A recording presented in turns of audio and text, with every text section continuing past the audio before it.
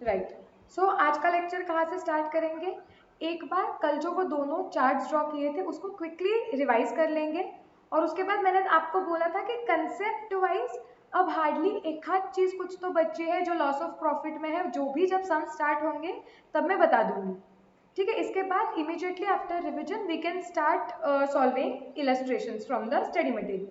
चलो, सो पहले हमने क्या बोला था कि इस चैप्टर में हम क्या देखने वाले हैं कि जब बिजनेस ने लॉस ऑफ स्टॉक या लॉस ऑफ प्रॉफिट के लिए इंश्योरेंस निकाल के रखा हुआ है, तो ये बिजनेस ऑर्गेनाइजेशंस इंश्योरेंस कंपनी के पास कितना अमाउंट क्लेम कर सकते हैं, हमें ये निकालना है।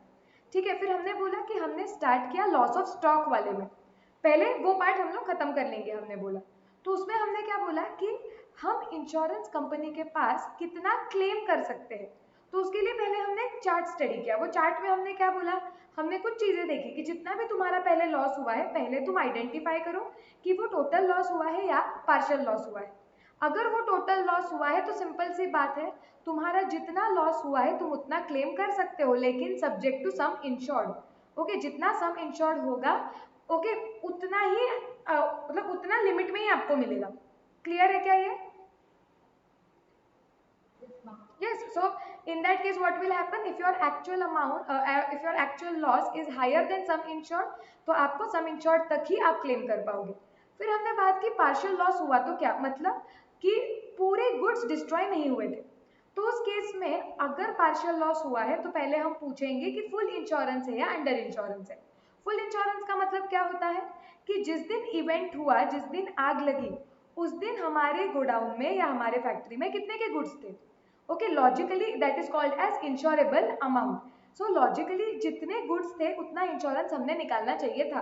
अगर हमारा सम इंश्योर्ड उतने अमाउंट से इंश्योरेबल अमाउंट के इक्वल है या ज्यादा है, इसका मतलब हमारा फुल इंश्योरेंस है। और फुल इंश्योरेंस अगर है तो हमने पूरा का पूरा प्रोटेक्शन लिया हुआ था। तो अगर पार्शियल लॉस हुआ है तो जितना भी एक्चुअल लॉस हुआ है हम उतना क्लेम कर पाएंगे।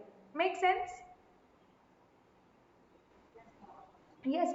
फिर हमने बोला लेकिन पार्शियल लॉस हुआ है और अंडर इंश्योरेंस है, मतलब हमारा सम इंश्योर्ड ये इंश्योरेबल अमाउंट से कम है। तो उस केस में क्या करेंगे? उस केस में हम पहले पॉलिसी में देखेंगे कि एवरेज क्लॉज है या नहीं है। अगर एवरेज क्लॉज है तो हमें क्या करना पड़ेगा, हमें पहले वो प्रपोर्शन निकालना पड़ेगा। हम बोलेंगे सम insured divided by insurable amount, मतलब कितना परसेंटेज हमने इंश्योरेंस निकाल के रखा था, कितना कवरेज लिया हुआ था, that multiplied by actual loss, क्योंकि उतना ही क्लेम कर पाएंगे क्योंकि एवरेज क्लॉज है। अगर एवरेज क्लॉज नहीं है तो उस केस में क्या होगा, तो सिंपल है, तुम्हारा जितना भी एक्चुअल लॉस हुआ है वो और सम इंश्योर्ड इसमें से जो भी लोअर है वो आपको मिल जाएगा। तो ऐसे हमने देखा था कि डिफरेंट सिनेरियोज में हम इंश्योरेंस कंपनी के पास कितनी अमाउंट क्लेम कर सकते हैं।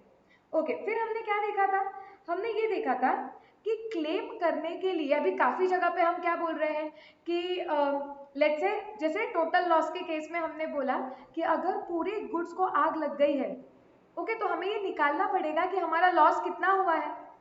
ओके, इंश्योरेबल अमाउंट कितनी होनी चाहिए थी, हमें वो निकालना पड़ेगा। सो ऊपर के चार्ट में जैसे मैंने आपको कल भी बताया था, हमने देखा कि which amount can be claimed, but we should know how to calculate that amount. Correct. तो हमने और एक चार्ट देखा कि बेसिकली जिस दिन आग लगी उस दिन हमारे फैक्ट्री में गोडाउन में कितना स्टॉक था, ये हम कैसे कैलकुलेट करेंगे। सो वी कैन से उस मतलब हम डिवाइड कर सकते हैं सिनेरियो को दो पार्ट में। पहला केस ऐसे हो सकता है कि when stock records are maintained and they are available also. So अगर ऐसा है तो वेल एंड गुड, क्या करो, स्टॉक रिकॉर्ड्स खोलो, उधर से आपको मिल जाएगा कि as on the date of fire आपके पास कितना स्टॉक था, खत्म हो गया वो तो। लेकिन सेकेंड सिनेरियो भी हो सकता है जब when stock records were not maintained और stock records were maintained however they got destroyed. So उस केस में फिर आप क्या करोगे, उस केस में और दो केसेस आ जाएंगे। आप पूछोगे कि क्या आपके पास अकाउंटिंग रिकॉर्ड है या नहीं है। So if accounting data is available तो उस केस में हम इवेंट के डेट तक, मतलब as on the date of fire suppose, उस दिन तक का, ईयर के बिगिनिंग से उस दिन तक का ट्रेडिंग अकाउंट बनाएंगे। क्यों? क्योंकि जब हम ट्रेडिंग अकाउंट बनाएंगे तो हमारे पास ओपनिंग स्टॉक होगा, परचेजेस होगा, डायरेक्ट एक्सपेंसेस होंगे, सेल्स होंगे। तो अभी हमारे पास ट्रेडिंग अकाउंट में दो ही मिसिंग फिगर रह गए, gross profit and closing stock. अगर मैं पिछले सालों के ट्रेंड के ऊपर से ग्रॉस प्रॉफिट निकाल लूं एस्टिमेटेड बेसिस पे, तो अब मेरे ट्रेडिंग अकाउंट में सिर्फ एक मिसिंग फिगर है क्लोजिंग स्टॉक, जो मैं निकाल सकती हूँ। सो उस तरीके से मुझे क्लोजिंग स्टॉक मिल जाएगा। ओके, अभी अगर अकाउंटिंग इंफॉर्मेशन भी अवेलेबल नहीं है, तो उस केस में हम क्या करेंगे? उस केस में तुम डिफरेंट तुम ट्राई करोगे कि तुम अकाउंटिंग इंफॉर्मेशन जमा करो। कैसे? तुम डेटर्स को बोलोगे कि भाई हमने सेल्स कितना किया, फिगर दो। सप्लायर्स को बोलोगे कि परचेजेस का फिगर दो। ऐसे तुम अदर पार्टीज से जिनके साथ तुमने ट्रांजैक्शन किए हुए हैं, या कुछ अलग सोर्सेज से, like your if your CA has your data और if any other person has your data, आप अकाउंटिंग इंफॉर्मेशन जमा करोगे, और एक बार वो जमा हो गई तो आपको ट्रेडिंग अकाउंट ही बनाना पड़ेगा। So are we absolutely clear? पूरा याद आ गया अच्छी तरीके से? यस, चलो।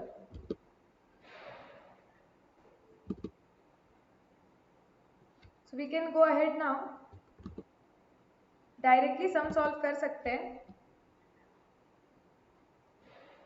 मॉड्यूल खोल लो, तुम्हारे स्टडी मटेरियल पे आ जाओ, और स्टडी मटेरियल का मैं थोड़ा सा सीक्वेंस चेंज कर रही हूँ सॉल्व करने का। हम खोलेंगे, पहले हम सॉल्व करेंगे illustration 4, loss of stock method का इलस्ट्रेशन 4।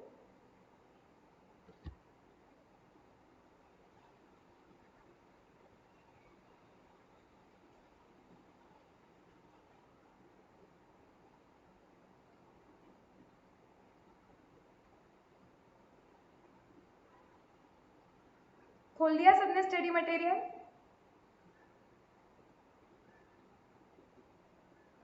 जिनके बुक्स आ चुके हैं वो नोटबुक मतलब स्टडी मटेरियल खोल के बैठो, वहाँ चीजें कुछ हम मार्क करेंगे तो हेल्प होगा आपको रिवीजन के लिए।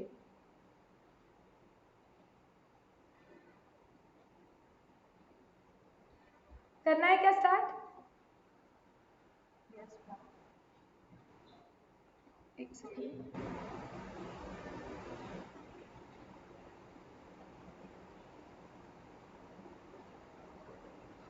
हाँ, चलो। सो अभी ये क्वेश्चन क्या है पढ़ते हैं, क्या पूछा है वो देखते हैं, क्या हम ये सीखे हैं क्या वो देखते हैं, और अगर सीखा है तो कैलकुलेट कर देते हैं। Illustration 4, on 12th June fire occurred in the premises of N.R. Patel। ठीक है, कब? 12th जून को।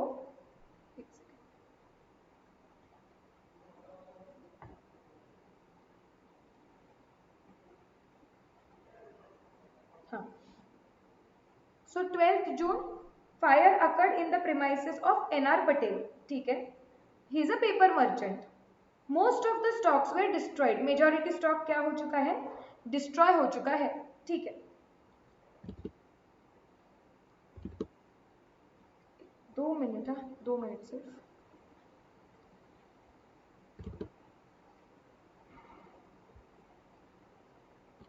हाँ, क्या बोल रहे हैं कि जब फायर हो गई 12th जून को, तो most of the stock destroy हो चुका है, and the cost of the salvaged being 11,200। अब बोलोगे कि मैम ये क्या है, ये कुछ नया वर्ड है। सी, सैल्वेज्ड का मतलब क्या होता है? मतलब लेफ्ट या सेव्ड, जो बच गया। सो बोले कि वो पेपर मर्चेंट के फैक्ट्री में 12 जून को आग लग गई, मेजॉरिटी जो सामान पड़ा था, स्टॉक पड़ा था, वो डिस्ट्रॉय हो गया, लेकिन फिर भी कुछ स्टॉक बचा है। ओके, तो दैट लेफ्ट ओवर स्टॉक और दैट सेव्ड स्टॉक, उसकी वैल्यू है 11,200। Okay, in addition some stock was salvaged in a damage condition. मतलब कुछ स्टॉक ऐसा था कि 11,200 का जो साइड पे पड़ा हुआ था, तो वो अच्छी तरीके से बच गया है, एंड कुछ स्टॉक ऐसा था कि जो बचा है बट थोड़ा स्लाइट डैमेज हो चुका है, इन डैमेज्ड कंडीशन, और and its value in that condition was agreed as 10,500।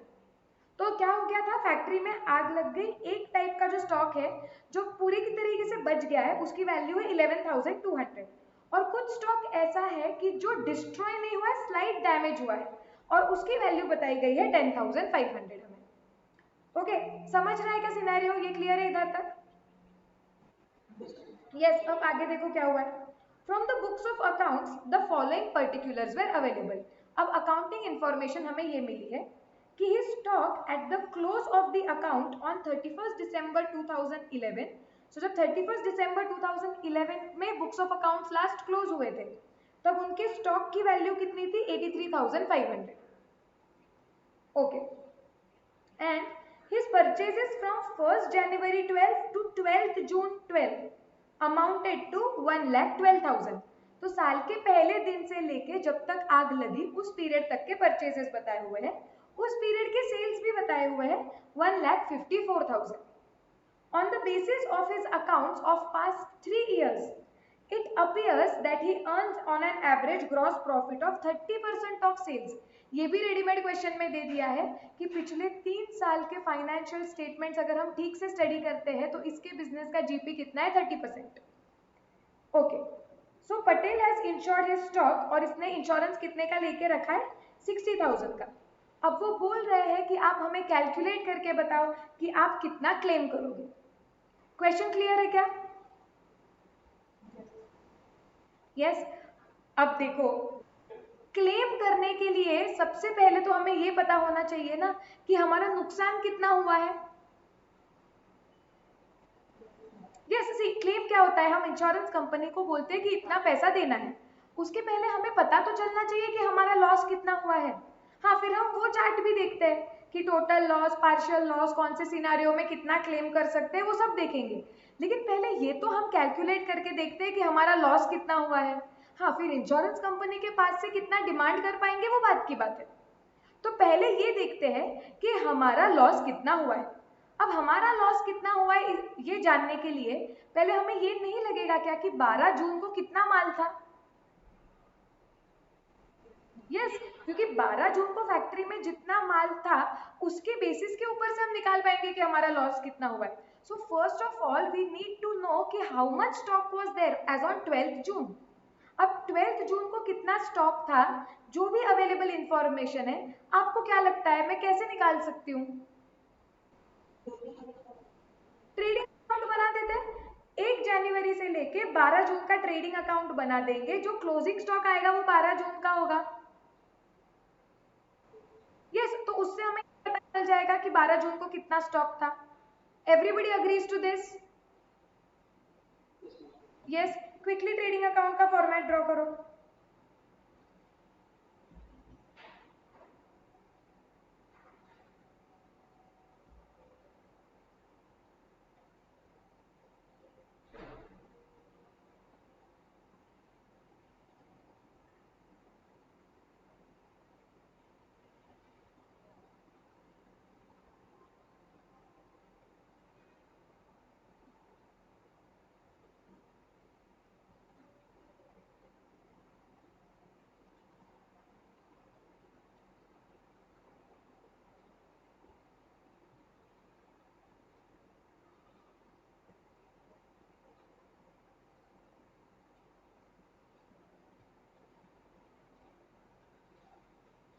थोड़ा अनइवन हो गया है बट ठीक है।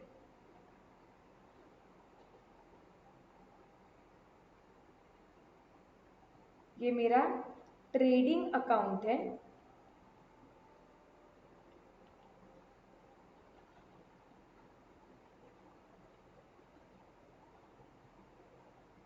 फॉर द पीरियड कब से चालू हो रहा है? 1st Jan to 12th June।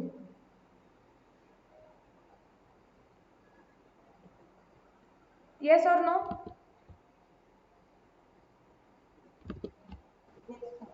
Yes, चलो अब इंफॉर्मेशन देखते हैं जो भी दी गई है और वो प्लॉट करते हैं।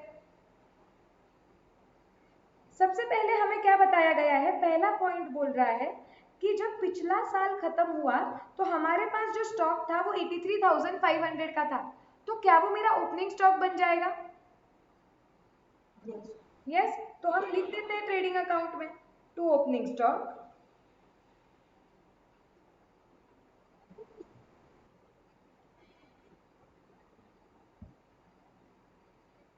which is 83,500। योगिनी क्यों लेट हुआ इतना?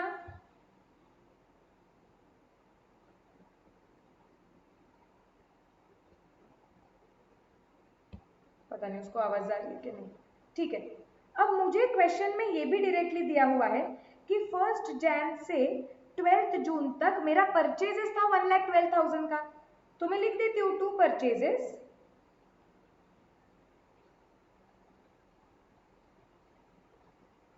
1,12,000, करेक्ट। फिर मुझे ये भी पता है कि इस पीरियड का सेल्स दिया हुआ है, सो मैं सेल्स भी लिख देती हूँ। बाय सेल्स कितना है 1,54,000। अब कल ही हमने एकदम डिटेल में देखा था कि जब हम ट्रेडिंग अकाउंट बनाएंगे तो मुझे यहाँ पे ग्रॉस प्रॉफिट पहले लिखना पड़ेगा, फिर जाके मुझे क्लोजिंग स्टॉक बैलेंसिंग फिगर मिलेगी। यस और no? Yes, so I must write here 2 gross profit.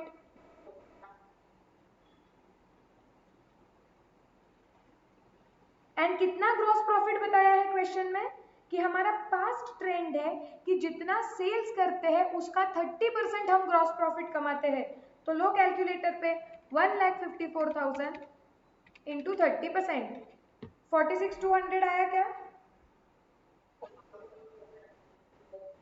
Yes. अब देखो ट्रेडिंग अकाउंट के डेबिट साइड पे और कुछ नहीं आ सकता है, जो आ सकता है मैंने पूरा लिख दिया है।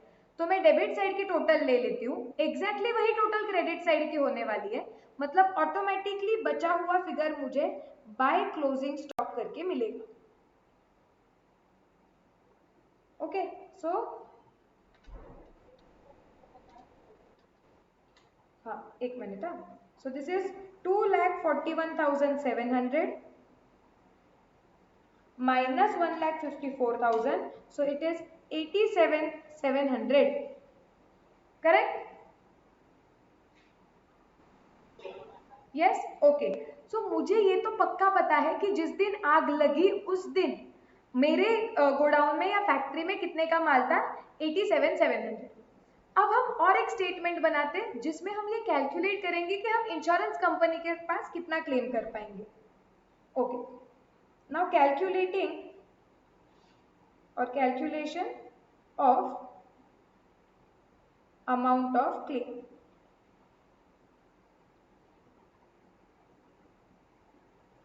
हाँ, सो हम बोलेंगे कि stock as on 12 June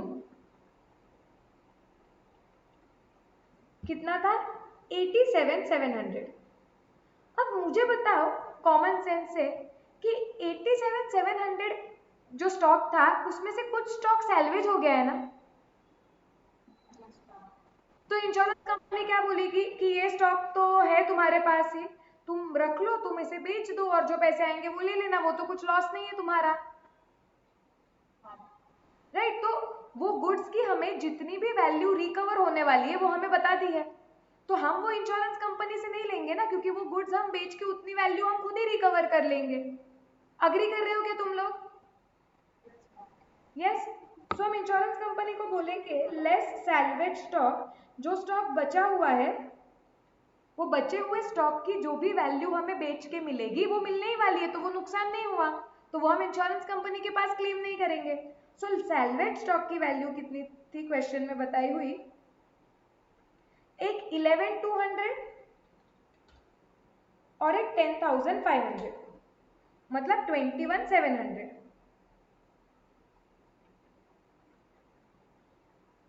okay, सो मतलब मेरा एक्चुअल लॉस कितना हुआ है, वैसे अभी मैं देखती हूँ तो 66,000।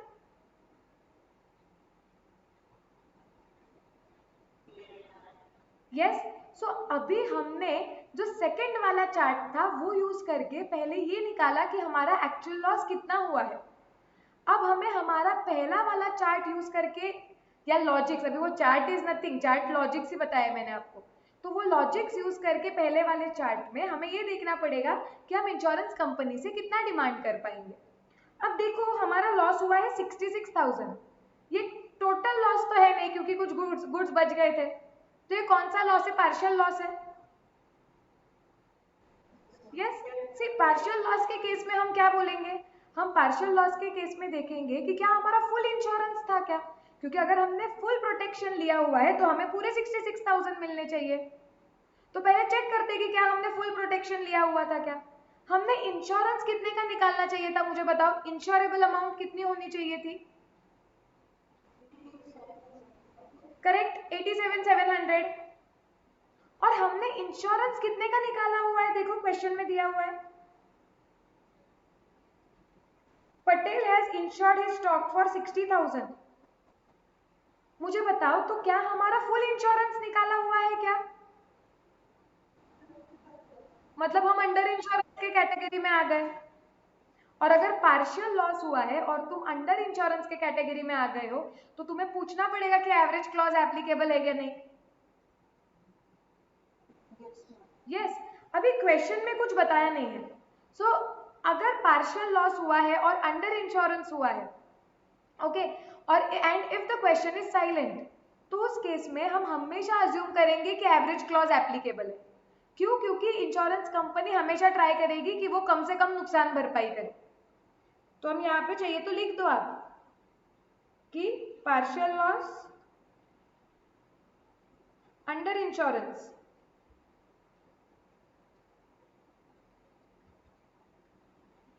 if the question is silent,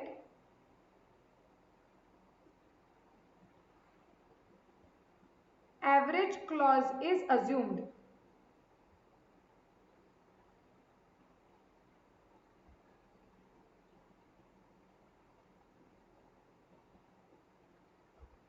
Yes, done. Okay, तो क्या हमें हमारे केस में भी एवरेज क्लॉज लगाना पड़ेगा? यस, सो हम यहाँ पे लिख देंगे कि claim amount will be equal to actual loss multiplied by insurable amount. कितना इंश्योरेंस निकालना चाहिए था, कितना तुमने निकाला, जितना परसेंटेज तुमने प्रोटेक्शन लिया हुआ है, हम एक्चुअल लॉस का उतना ही प्रोटेक्शन आपको, उतना ही नुकसान भरपाई करके देंगे। सो एक्चुअल लॉस है 66,000, इंश्योरेबल अमाउंट था 87,700, लेकिन इंश्योरेंस निकाला हुआ है सिर्फ 60,000 का। सो 60,000 डिवाइड बाय 87,700, अगर आपने प्रोटेक्शन ही 68% का लिया हुआ है तो नुकसान का भरपाई भी उतना ही मिलेगा, multiplied by 66,000। So it is 45,154। तुमने कुछ अलग ही बोला क्या काव्य? हाँ, सी तभी एकदम क्लिक होना चाहिए कि 66,000 के तो नीचे ही जाएगा, ऊपर तो जा ही नहीं सकता है ना। तो तुम्हारा इंश्योरेंस क्लेम आएगा ₹45,154।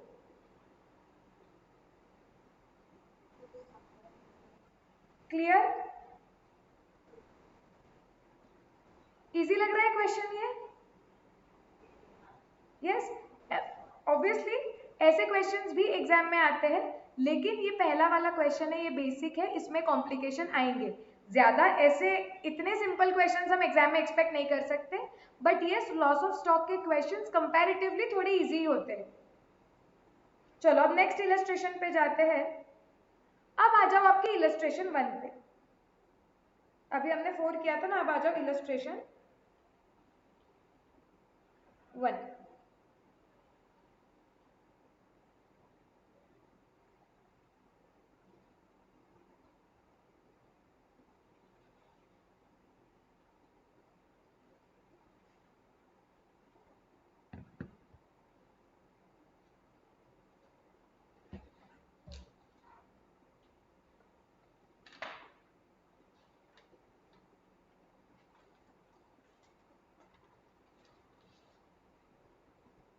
एक बार चेक करते रहो हाँ, कि जो स्क्रीन पे मॉड्यूल दिख रहा है आपके बुक्स में भी वही है ना। कभी कभार अभी नया मॉड्यूल आया है, शायद से आपको पुराना एडिशन मिला होगा, तो एक चेक करते रहना पड़ेगा कि कुछ क्वेश्चंस का सीक्वेंस अलग नहीं है ना, फिगर्स अलग नहीं है ना। तो जो स्क्रीन पे दिख रहा है वही आपके मॉड्यूल में भी है ना, वो चेक करते रहो। रेडी है? पढ़ना है आगे का? Yes. From the following information, ascertain the value of stock as on 31st March 2012.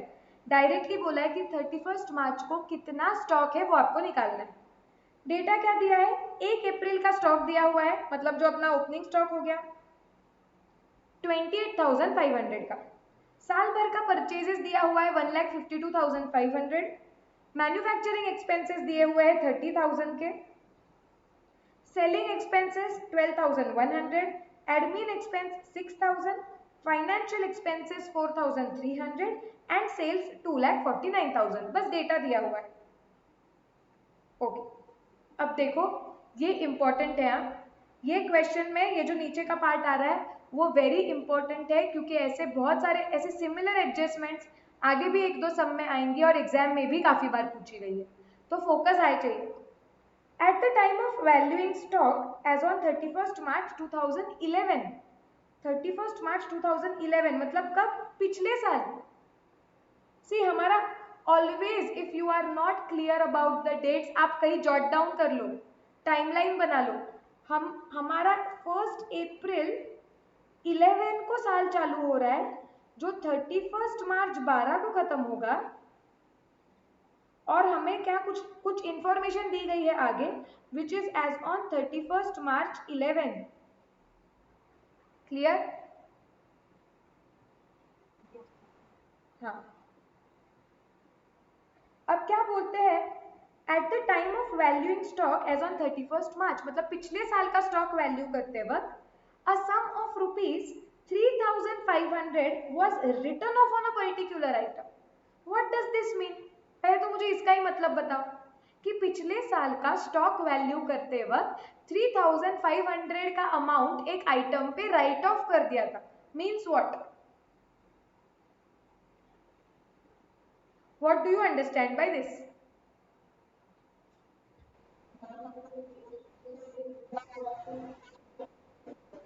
मतलब स्टॉक में से 3,000 जितना भी स्टॉक था उसमें से 3,500 का वैल्यू कम कर दिया.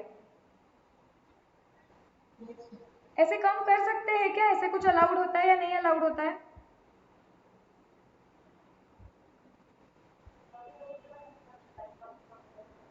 अलाउड होता है राइट ऑफ करना. स्टॉक वैल्यू कैसे होता है? कुछ सीखा है क्या तुम लोगों ने?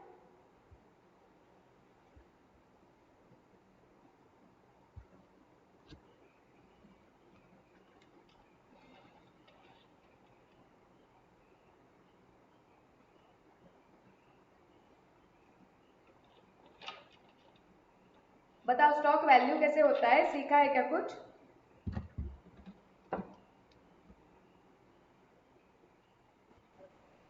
ऐसा कुछ कभी मैंने तुम लोगों को पढ़ाया था क्या? याद आ रहा है क्या? देखो, कॉस्ट और NRV which ever is lower.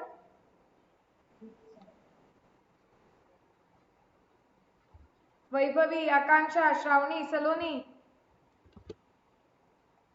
Inventory chapter पढ़ते वक्त कॉस्ट और NRV which ever is lower, इस पे हमने डिस्कशन किया है या नहीं किया है? यस विश्वजीत. इसका मतलब क्या होता है कि ऐसे मतलब जो तुम्हारी इन्वेंट्री है या तो वो कॉस्ट पे वैल्यू होगी या एनआरवी पे, दोनों में से जो भी लोअर है. सिंपल सा एग्जांपल हम ले लेते हैं कि सपोज मैंने एक पेन खरीदा जिसका कॉस्ट है 10. जब अकाउंटिंग स्टैंडर्ड 2 आएगा, ये प्रिंसिपल्स अकाउंटिंग स्टैंडर्ड 2 में दिए गए हैं, तो अगर किसी को याद नहीं है तो डरो मत, तब मैं और एकदम डिटेल में वापस एक बार ब्रशअप करवा दूंगी.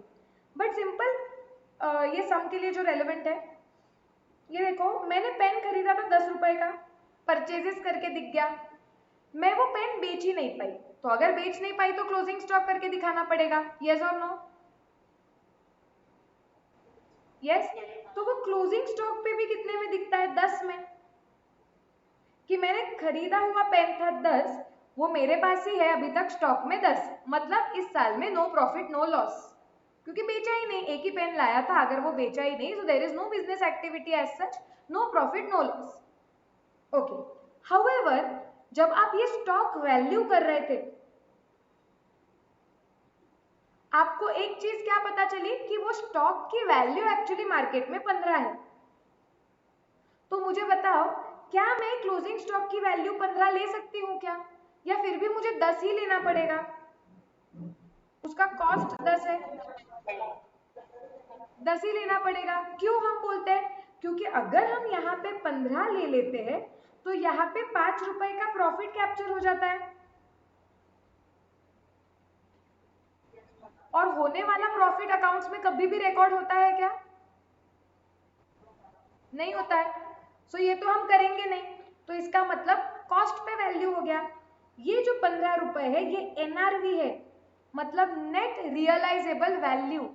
वो पेन को मार्केट में बेच के, या वो पेन को बेच के फाइनल आपके हाथ में कितना आएगा, तो आपको पता चला था 15 आएगा, लेकिन हम 15 पे वैल्यू नहीं कर पाएंगे वरना प्रॉफिट रिकॉर्ड हो जाएगा। ओके, सिनेरियो बी, आपको पता चलता है कि आपकी एनआरवी है 8 रुपए।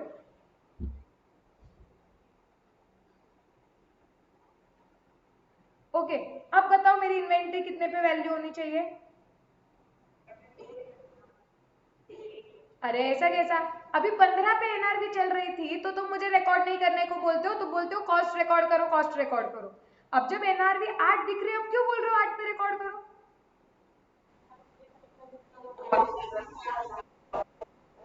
राइट, क्योंकि मैम अगर ये इधर हमें दिख रहा है कि हमारी 10 की चीज आगे जाके 8 में बिकेगी, मतलब होने वाला नुकसान है, और अकाउंट्स में होने वाला नुकसान मैम हम पहले रिकॉर्ड करते हैं, प्रूडेंस। इसके लिए कंसेप्ट आया है कॉस्ट और NRV which ever is lower, इसके वजह से यहाँ पे 8 आएगा, और यहाँ पे लॉस कैप्चर हो जाएगा 2 का। करेक्ट? सबको ये क्लियर है इधर तक? यस। तो यहाँ पे जो सिनेरियो 2 था या ये केस बी था, उसमें मेरे इन्वेंट्री का कॉस्ट था एक्चुअली 10, लेकिन मैंने 10 की चीज कितने में दिखाई? 8 में। इसका मतलब I have return of the inventory, मतलब कुछ वैल्यू इन्वेंट्री की मैंने हटा दी, that is called as write off. 2 रुपए मैंने राइट ऑफ कर दिए इन्वेंट्री के, और उसकी वैल्यू 8 रुपए रखी। समझा? तो राइट ऑफ इन्वेंट्री का कब हो सकता है? जब आप आपकी इन्वेंट्री को कॉस्ट के नीचे वैल्यू कर रहे हो, मतलब आप जितने भी वैल्यू से उसको कम नीचे कर रहे हो, जैसे अगर आपके कॉस्ट 10 था, अगर आप उसको 8 पे ला रहे हो, तो आप इन्वेंट्री की वैल्यू जितने से कम कर रहे हो उसको बोलते हैं राइट ऑफ, मतलब उतना इन शॉर्ट आप लॉस रिकॉर्ड कर रहे हो। क्लियर है क्या? यस, ब्रश अप हो गया? चलो यहाँ पे आ जाओ अभी क्वेश्चन में। अब क्या बोला है, अब समझ के लो कि पिछले साल मतलब 31 मार्च 2011 के बाद 11 एज ऑन दैट डेट, जब आप इन्वेंट्री वैल्यू कर रहे थे तो आपने सारे इन्वेंट्री की लिस्ट बनाई, उनका कॉस्ट भी लिखा, लेकिन एक आइटम ऐसे था कि जिसकी एनआरवी कॉस्ट से कम थी, तो इसके लिए आपको 3500 से इन्वेंट्री की वैल्यू कम करनी पड़ी। So a sum of 3500 was written off on a particular item which was originally purchased for 10,000, मतलब वो ओरिजिनली खरीदा था 10,000 में, लेकिन उसमें से 3500 हमने माइनस कर दी, मतलब क्लोजिंग स्टॉक में उसकी वैल्यू कितनी आई? 6500। क्लियर है क्या ये? यस, ओके, एक ही मिनट। हाँ,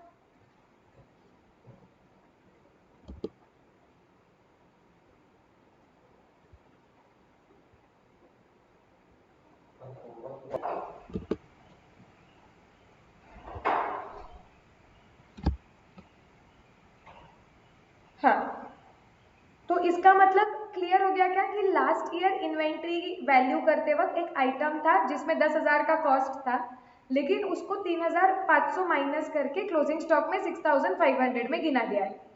अंडरस्टूड?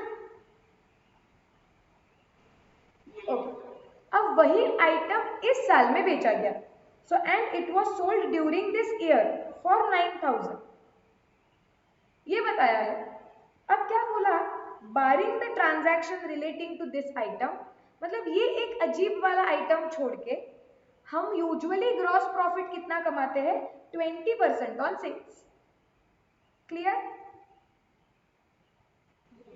ये इंफॉर्मेशन दी है और हमें बनाना है 31 मार्च 2012 का हमें स्टॉक निकालना है as on 31 March. So clear cut logically हम पहले क्या करेंगे, ट्रेडिंग अकाउंट ही बनाएंगे 1 अप्रैल से 31 मार्च का। इसमें जो इंफॉर्मेशन अवेलेबल है वो निकाल लेंगे और जो बची हुई क्लोजिंग स्टॉक फिगर है, बैलेंसिंग फिगर, वो ढूंढ लेंगे। ठीक है, तो बनाओ ट्रेडिंग अकाउंट। जो इन्फो अवेलेबल है वो फटाफट लिख देंगे।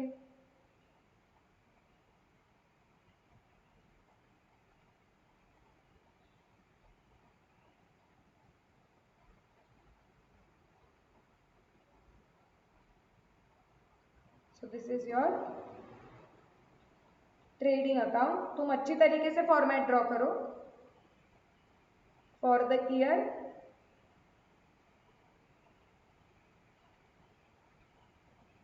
ended 31st March this।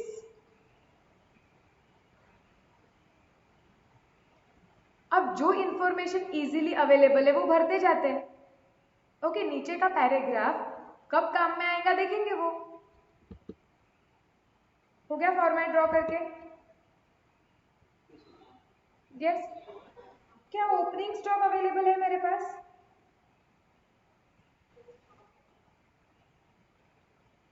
Okay, so opening stock trading account में आने वाला है 28,500 का, जो पिछले साल का क्लोजिंग स्टॉक था, तो वो लिख देते हैं 28,500।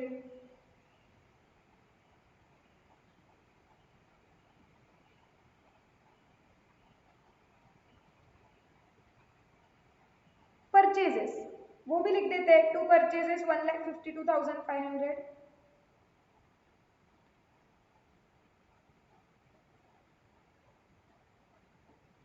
नेक्स्ट है मैन्युफैक्चरिंग एक्सपेंसेस।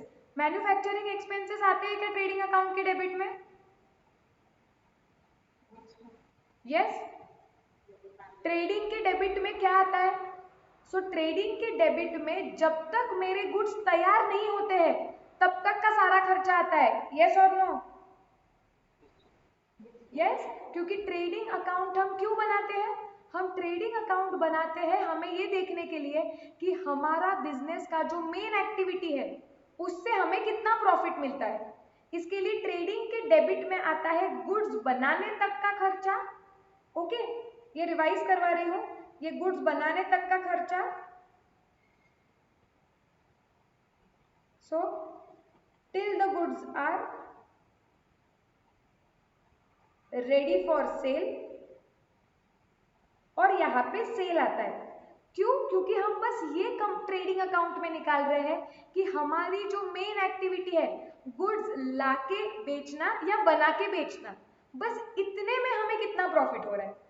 तो इधर तक का खर्चा ट्रेडिंग के डेबिट में आएगा, इधर तक की कमाई ट्रेडिंग के क्रेडिट में आएगी, और दोनों का डिफरेंस हमें बताएगा कि सिर्फ गुड्स बना के बेचना या लाके बेचना, इतने एक्टिविटी से हमें कितना प्रॉफिट होता है। एंड दैट इज वाई जब तक मेरे गुड्स बेचने के लिए तैयार नहीं होते तब तक उन पे किया गया सारा खर्चा ट्रेडिंग के डेबिट में आता है, क्योंकि वो ट्रेडिंग अकाउंट कैप्चर करने वाला है गुड्स को बना के बेचने का खर्चा। ओके, गुड्स को बनाना और बेचना, बस ये एक्टिविटी से हुआ प्रॉफिट।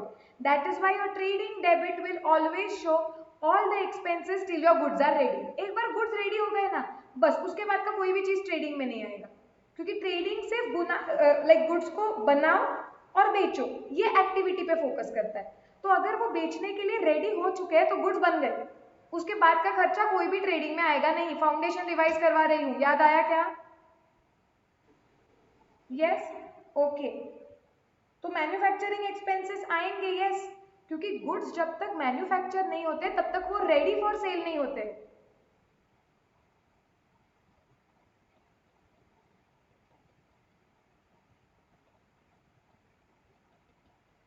कितना है मैन्युफैक्चरिंग एक्सपेंस? 30,000 ले लो।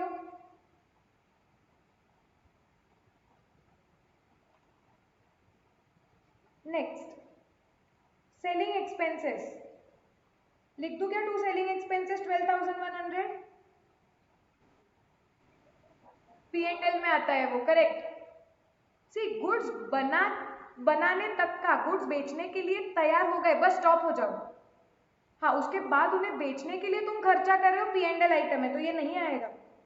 Administrative expenses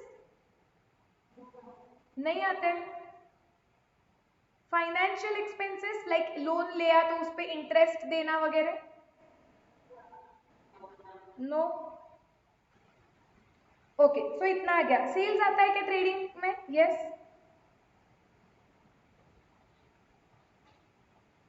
so by sales 2,49,000।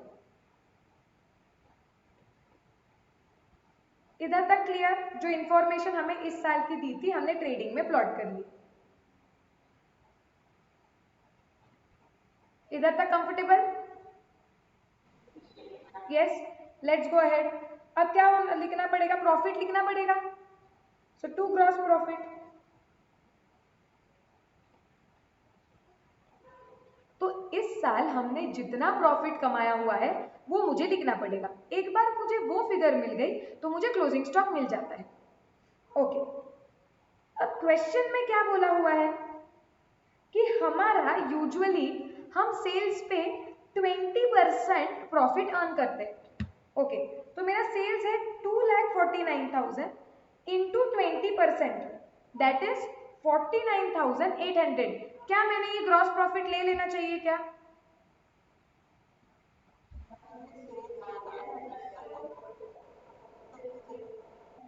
हाँ, तो ये इस ईयर का ही है 2,49,000 सेल्स। इस साल का पूरा सेल्स है उसमें 2,49,000, तो मैं उसका 20% जीपी ले लूं क्या?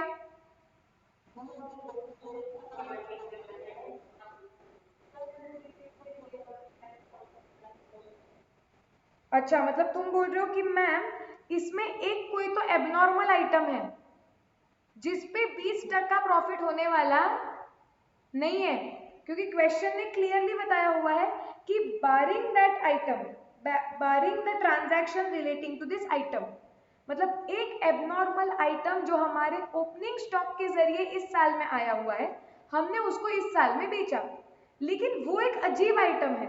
वो एक अकेले आइटम को छोड़ के बाकी सारे आइटम पे हमें 20% ग्रॉस प्रॉफिट होता है, लेकिन वो वाला जो अजीब आइटम है उस पर 20% प्रॉफिट होता नहीं है। इसका मतलब मैं डायरेक्टली 2,49,000 का 20% नहीं ले सकती हूँ। यस। तो इस साल मेरा ग्रॉस प्रॉफिट कितना हुआ ये निकालने के लिए मैंने आइडियली क्या करना चाहिए?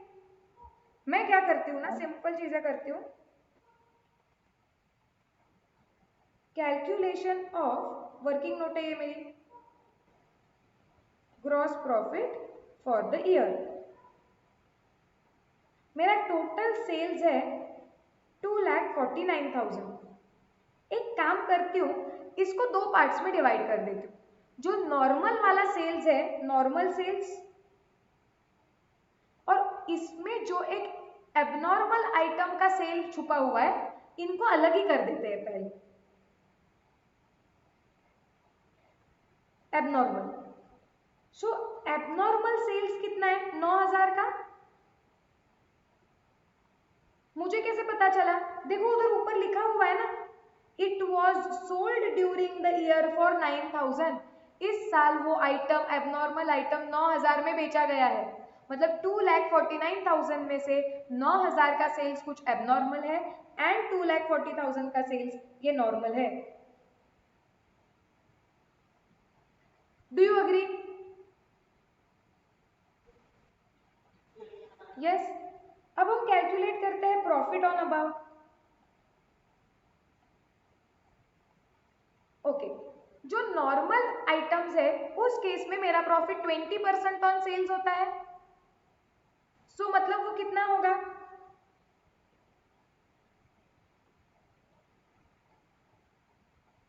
20% of 2,40,000,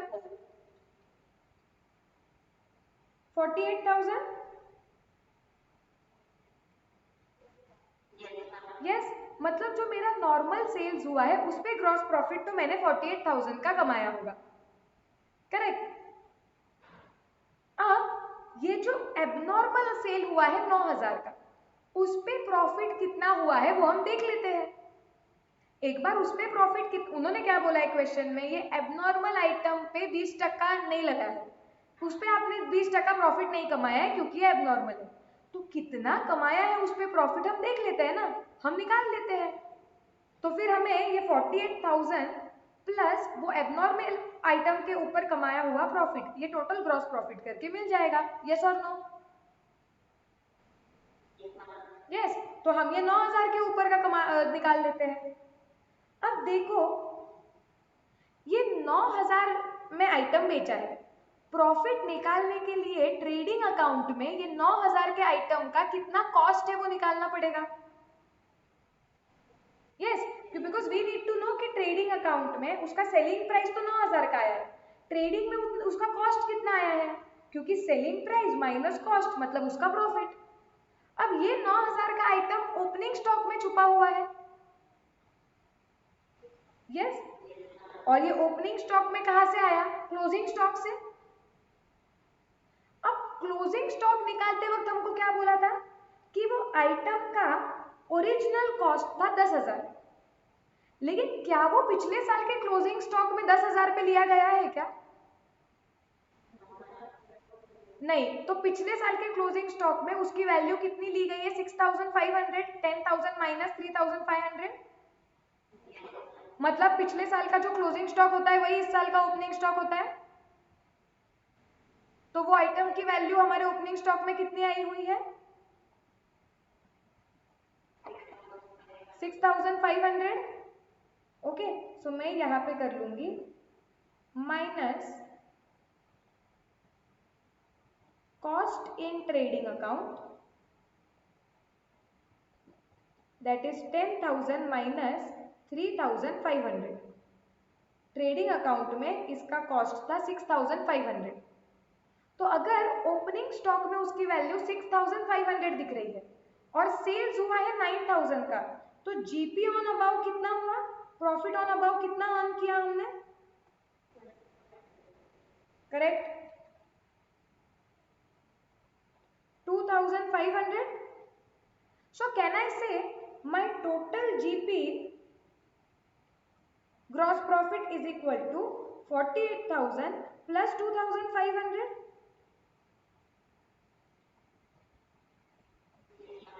Yes, which is equal to 50,500. सबको समझ रहा है इधर तक जो मैंने बोला? यस, तो क्या हम ऊपर लिखते क्या कि to gross profit is 50,500।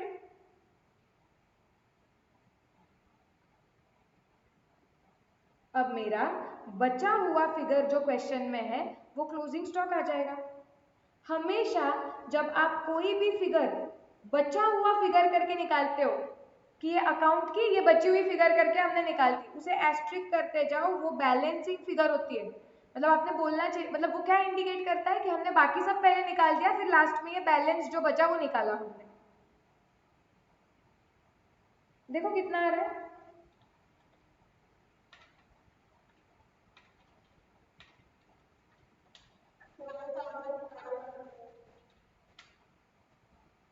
Correct, 12,500।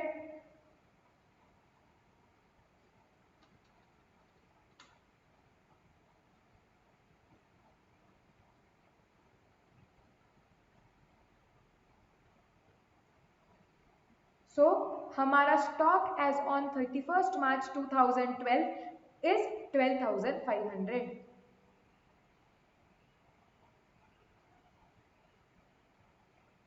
Absolutely clear?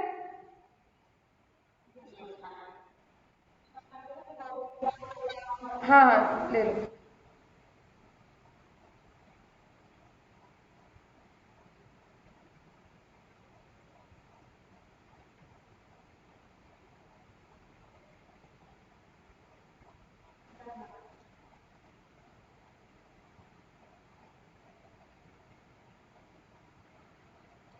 एक 2 मिनट। हाँ, चलो फिर नेक्स्ट क्वेश्चन पे जाते हैं। अब सिक्वेंशली इलस्ट्रेशन 2 ले लेते हैं।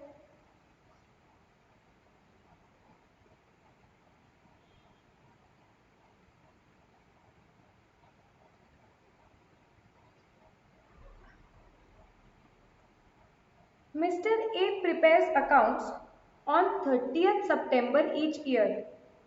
सी, ये चैप्टर में भी जैसे मैंने आपको बताया था फाउंडेशन के वक्त, डेप्रिसिएशन चैप्टर में डेट्स बहुत इंपॉर्टेंट होते हैं।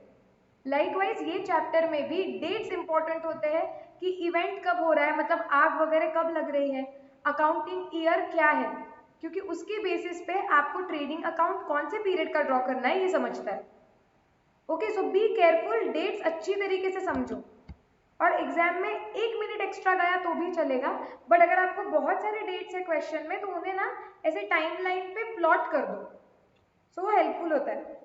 तो ये मिस्टर ए है जो प्रिपेयर करता है अकाउंट्स 30 सितंबर को, मतलब उसका साल 30 सितंबर को खत्म होता है। But on 31 December 2011, okay, fire destroyed the greater part of stock. लेकिन 31 दिसंबर 2011 में आग लग गई and majority part of stock was destroyed. Following information was collected from his books. Okay, क्या इंफॉर्मेशन दी है हमें? 1 अक्टूबर 2011 को स्टॉक था आपका 29,700 का। 1 अक्टूबर से 31 दिसंबर 11 तक का परचेजेस दिया है। 1 अक्टूबर से 31 दिसंबर तक का वेजेस दिया है एंड सेल्स दिया हुआ है। ठीक है।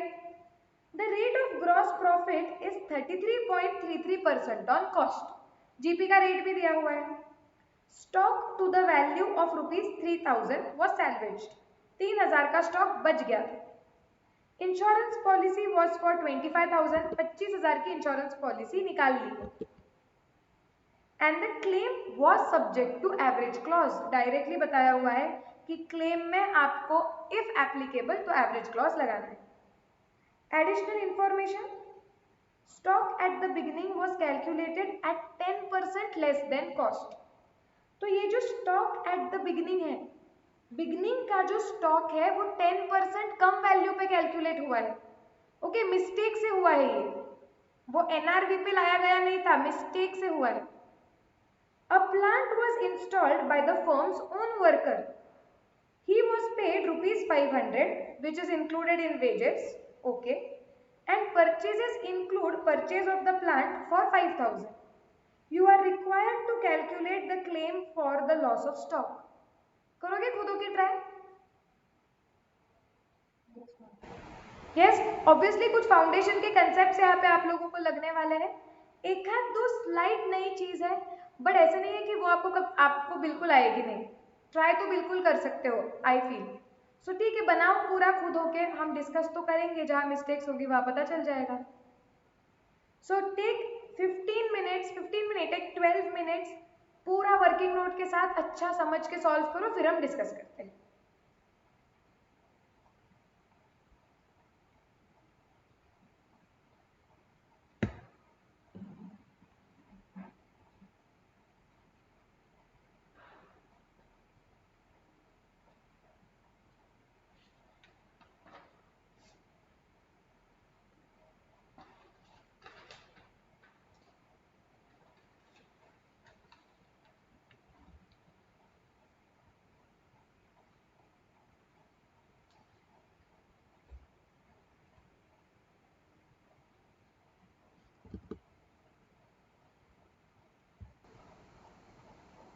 यस, हो गया।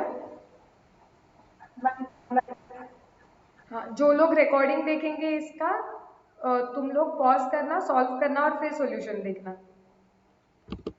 मैंने रिकॉर्डिंग पॉज कर दिया था, वो रिकॉर्डिंग देखते वक्त पागल ही हो जाएंगे। पहले मैंने बोला है कि टेक 15 मिनट्स, 1 मिनट के अंदर मैं बोल रही हूँ। चलो चेक करते हैं टाइप्स।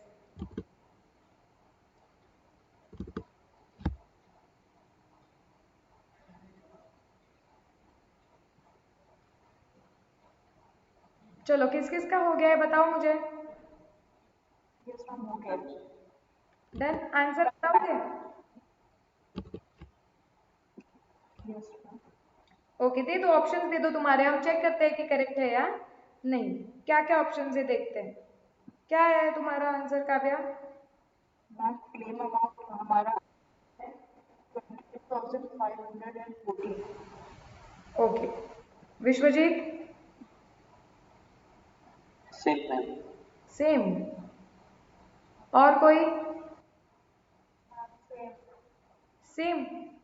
काफी मिलते जुलते ख्यालात है तुम लोगों के। वैभवी का भी सेम आया है। सलोनी तुम्हारा भी सेम है?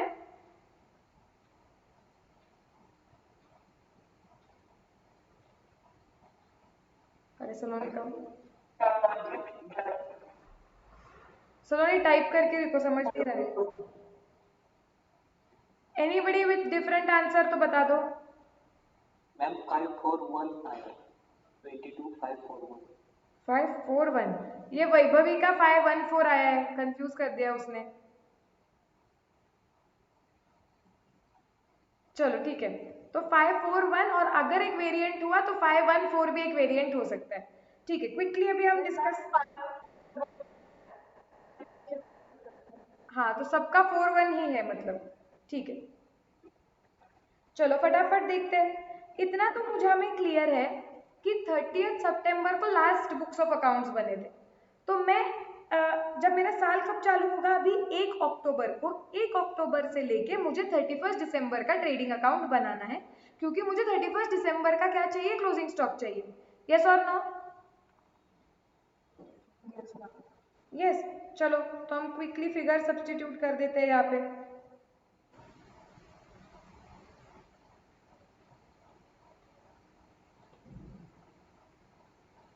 देखते हैं क्या क्या आया होगा। ओपनिंग स्टॉक दिया हुआ है 29,700 का, लेकिन मैंने 29,700 एक्चुअली वैसे लेना नहीं चाहिए। क्यों? क्योंकि अगर मुझे करेक्ट वैल्यू क्लोजिंग स्टॉक की लेनी है तो मैंने ट्रेडिंग अकाउंट में सारी चीज़ों की वैल्यू करेक्ट ही लेनी चाहिए, और मेरे ओपनिंग स्टॉक की वैल्यू गलती से 10% लेस ली गई है कॉस्ट से। इसका मतलब अगर कॉस्ट वो ओपनिंग स्टॉक का 100 है, तो वो यहाँ पे उसकी वैल्यू कितनी दिख रही है, 90। करेक्ट। तो मुझे क्या चाहिए, मेरे ओपनिंग स्टॉक की वैल्यू चाहिए, करेक्ट वैल्यू निकालनी चाहिए, क्योंकि अगर मैं करेक्ट ओपनिंग स्टॉक की वैल्यू लिखूंगी तो ही बाकी सारी चीजों की करेक्ट वैल्यू निकलेगी, मतलब क्लोजिंग स्टॉक की। सो आप क्रॉस मल्टीप्लीकेशन से ले सकते हो कि 29,700 रिप्रेजेंट्स 90, तो मतलब उसका कॉस्ट कितना होगा। सो 29,700 इंटू 100 डिवाइडेड बाय 90 कितना आया, 33,000। यस। अब एग्जाम में आप डायरेक्टली भी कैसे कर सकते हो, 29,700 रिप्रेजेंट करता है 90% को, तो डिवाइडेड बाय 90%, मतलब ये क्रॉस मल्टीप्लीकेशन से वही आया है 33,000। सो ओपनिंग स्टॉक 33,000 लिख लिया क्या? किसी को ओपनिंग स्टॉक का लॉजिक ही समझा नहीं तो बताओ।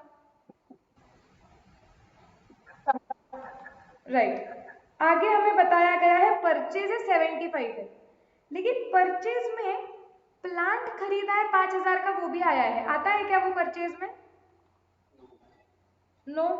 तो एक्चुअली यहाँ पे 70,000 आना चाहिए। उप्स, एक सेकेंड रुको। हाँ, फिर आपके वेजेस है 33,000, लेकिन उसमें जो प्लांट इंस्टॉल करने के वेजेस थे वो भी आए हुए हैं, आने चाहिए क्या वो? नहीं। तो 33,000 में से तुम 500 माइनस कर दो, 32,500।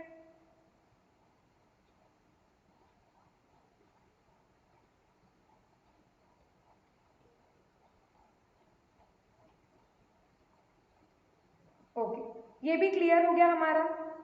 सेल्स में कुछ हुआ है क्या? नहीं, सेल्स वैसा ही है 1,40,000 का। जीपी बताया है मुझे कितना, 33.33% ऑन कॉस्ट। सो मैंने ऐसे निकालना चाहिए ना, 1,40,000 इंटू 33.333333%। 25% ऑफ सेल्स होता है ना। करेक्ट। ये आप लोग काफी बार घाई में क्या कर लेते हो कि 33% आया ना, तो 33% अब तक हम कैसे निकाल रहे थे सेल्स का 33%। यू शुड ऑलवेज सी कि ये क्या है, 33% ऑफ व्हाट। हाँ, अभी आप सिंपल क्रॉस मल्टीप्लीकेशन से मैथमेटिकल लॉजिक लगा सकते हो, शॉर्टकट भी लगा सकते हो। मैथमेटिकल लॉजिक क्या है, अगर 100 रुपए कॉस्ट है तो प्रॉफिट कितना लगने वाला है, 33.33, तो मतलब सेलिंग प्राइस कितनी होने वाली है, 133.33। करेक्ट। तो यहाँ पे सेलिंग प्राइस कितनी है हमारी, 1,40,000। तो फिर आपका प्रॉफिट कितना? ओके, आप ऐसे निकाल सकते हो, अगर किसी को दिस इज मतलब मैथमेटिकली आप ऐसे निकाल सकते हो, कितना आएगा वो, 1,40,000 इंटू, हमेशा कैलकुलेटर पे लेते वक्त 33.33 एंड तक लेना चाहिए, इंटू 33.3333 डिवाइडेड बाय 133.3333 एंड तक लो कैलकुलेटर पे, तो ये 35,000 आता है प्रॉफिट। Yes ma'am. यस, या सिंपल मैंने आपको फाउंडेशन में ये भी लॉजिक बताया था कि अगर कोई चीज is 1/3, 33% means 1/3 of cost, so it becomes 1/4 of selling price। Direct shortcut ये 1/4 क्यों आता है वो भी मैंने कंसेप्ट बताया है आपको। ओके, तो आप डायरेक्टली क्या ले सकते हो, 1,40,000 डिवाइडेड बाय 4 मतलब 35,000। यस और no? Yes ma'am. Yes ma'am. तो आपको कितना आना चाहिए इधर, 35,000। और तो कुछ क्वेश्चन में अलग दिया नहीं है इधर तक, तो पहले हम ये निकाल देते हैं कि स्टॉक कितना था हमारे पास। सो आपके पास 33,000 प्लस 70,000 प्लस 32,500 प्लस 35,000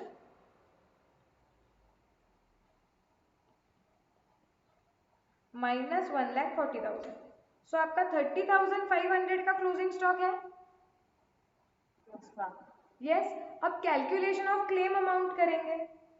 क्लेम कैसे कैलकुलेट करोगे आप, आपके पास स्टॉक, आपने वर्किंग नोट में पूरा लिखना चाहिए जैसे हमने पहले क्वेश्चन के लिए लिखा था कि stock as on date of fire है 30,500। अब उसमें से सैल्वेज वैल्यू माइनस करो, कुछ बच गया है, कितने का स्टॉक बच गया है, 3,000। तो मतलब उतना तो बच गया है, तो वो लॉस ही नहीं हुआ है, तो लॉस कितना हो गया, मतलब 27,500। अब हमें देखना है कि पूरा 27,500 इंश्योरेंस कंपनी से मिलेगा कि नहीं। ये पार्शियल लॉस है। अब हम देखेंगे कि हमारा टोटल इंश्योरेंस था क्या, क्या हम फुल्ली कवर्ड थे, हम देखेंगे। हमें इंश्योरेंस निकालना चाहिए था 30,500 का, और हमने इंश्योरेंस कितने का निकाला है, 25,000 का। तो फुल इंश्योरेंस है क्या हमारे पास, फुल्ली इंश्योर्ड है हम या अंडर इंश्योर्ड है, नो मैम। अंडर इंश्योर्ड है, तो मतलब एवरेज क्लॉज लगाना पड़ेगा। तो आपका आंसर कैसे आएगा, 27,500 ये एक्चुअल लॉस हुआ है आपका, multiplied by, so divided by 30,500 और ऊपर 25,000। लॉजिक से लिखो, 3,500 में से 25,000 का कवरेज लिया है, तो वही रेशो में हमारा लॉस भी हमें मिलेगा। स्क्रीन हैंग हो गई है, किसी को भी नहीं दिख रही है क्या स्क्रीन, हम अब देखिए दिखी ना, हाँ दिख रही। हाँ। सो 27,500, एक ही सेकंड ना, मैं इतना कैलकुलेशन कंप्लीट कर लेती हूँ। 27,500 इंटू 25,000 डिवाइडेड बाय 30,500 कितना आया, 22,541। तुम लोगों का भी इतना ही आया था क्या, करेक्ट, करेक्ट किया है तुम लोगों ने। यस, डाउट्स है तो करो, पूछो। मैम मैंने तो इसमें क्या मिस्टेक की, जो ओपनिंग स्टॉक है उसमें बस 10% ऐड किया। नहीं ना, सी वही तो आप लोग मिस्टेक करते हो। इट इज क्वेश्चन ठीक से पढ़ना चाहिए हमेशा अकाउंट्स में। Stock at the beginning was calculated at 10% less then stock, sorry cost. हमेशा ना काव्या, अगर क्लियर नहीं होना तो 100 फिगर लेके किया करो और क्रॉस मल्टीप्लीकेशन किया करो। उन्होंने क्या बोला है, stock at the beginning was calculated at 10% less than cost, मतलब अगर उसका कॉस्ट 100 था तो वो दिख रहा है 90 पे। ओके, अब क्रॉस मल्टीप्लीकेशन करो, तुम बोलो अगर वो 100 रुपए का था और वो दिख रहा है 90 पे, तो तुम ही खुद बताओ, अगर तुम्हें उसकी एक्चुअल वैल्यू फाइंड करनी है तो तुम 90 प्लस 10% कर सकते हो क्या, तो 99 आएगा।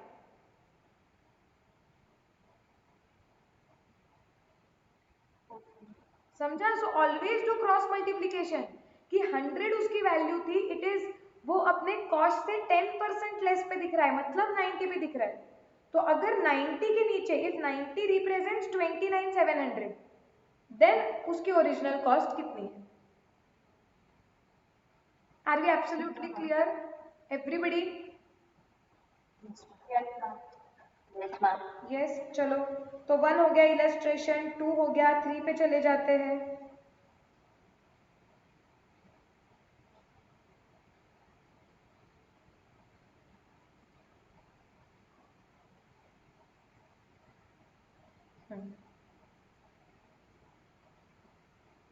चलो 3 पे क्या दिया है देखते हैं। On 20th October 2011, let's say, the godown and the business premises of Aman Limited were affected by fire. ठीक है, 20 अक्टूबर के बारे में बात कर रहे हैं। फ्रॉम द सैल्वेज्ड अकाउंटिंग रिकॉर्ड्स, जो अकाउंटिंग रिकॉर्ड्स बच गए, हमें ये इंफॉर्मेशन मिली है। Stock of the goods at 10% lower than the cost as on 31st March 2011 was 2,16,000. The 31st March, draw करो timeline if you are getting confused. आग लगी है 20 अक्टूबर 11 को, सपोज मार्च 11 उसके पहले आएगा। 31st मार्च 11 पे आप क्या कर रहे थे, स्टॉक वैल्यू कर रहे थे, जो वैल्यू हुआ है 10% लोअर देन द कॉस्ट, तो वो वैल्यू हुआ 2,16,000 पे। परचेजेस लेस रिटर्न 1 अप्रैल से 20 अक्टूबर तक, अब 1 अप्रैल से 20 अक्टूबर तक का आपको परचेजेस दिया हुआ है, सेल्स दिया हुआ है।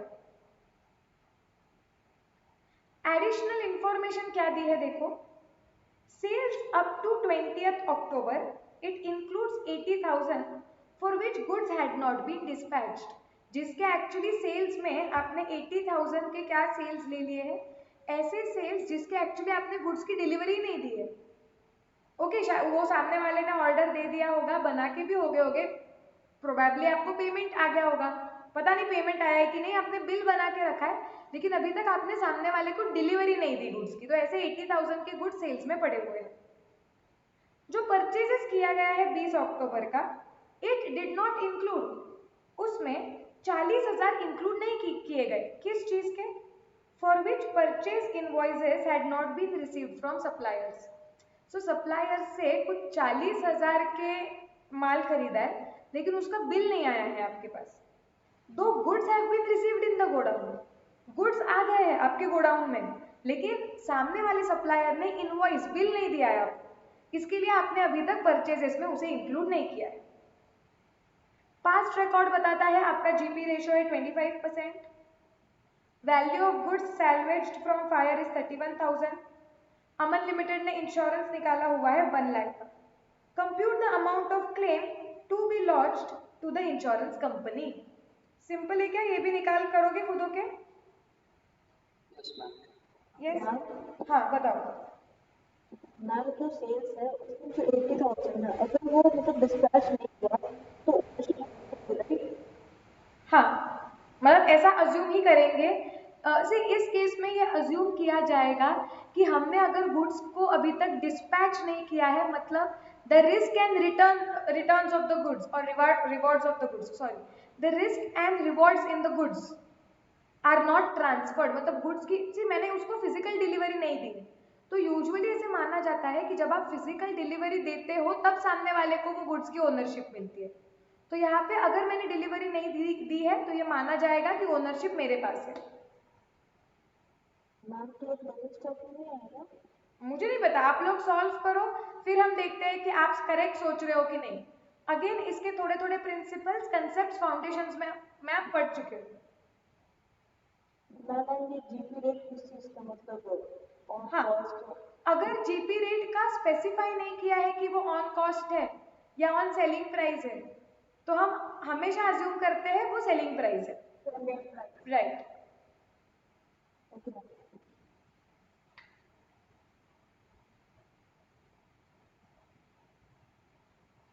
7 मिनट में कंप्लीट करो।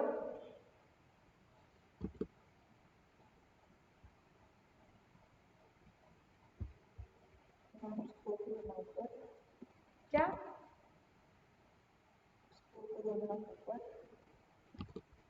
सॉरी सॉरी, सुनाई नहीं दिया है, कहाँ पे आप आवाज? अब आ रही है, हाँ। मैम स्क्रॉल करने को ऊपर का अच्छा स्क्रॉल कर दूं क्या? हाँ।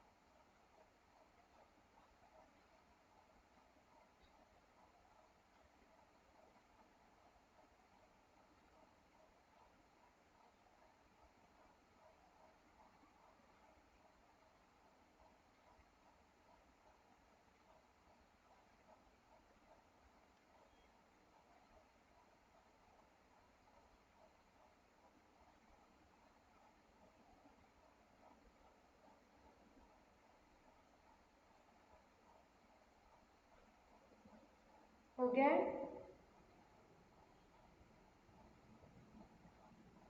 1 2 minutes। ले लो 2 मिनट और।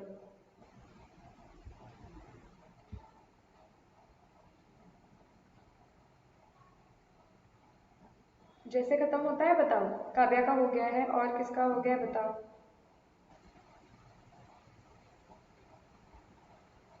मैम क्या आंसर बताऊं?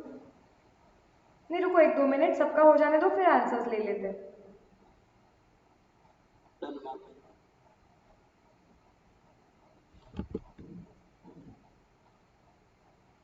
ओके चलो, लगता है मेजॉरिटी लोगों का हो गया है। ऑप्शंस बताओ क्या आया है? 80,000। कुछ अलग आंसर है कोई? नो। आई होप आप कहीं से भी सॉल्यूशन रेफर नहीं कर रहे हो, क्योंकि अगर आप वो कर रहे हो तो आपको नहीं पता चलेगा कि आपका कंसेप्ट क्लियर है या नहीं। I hope nobody is referring to the solutions.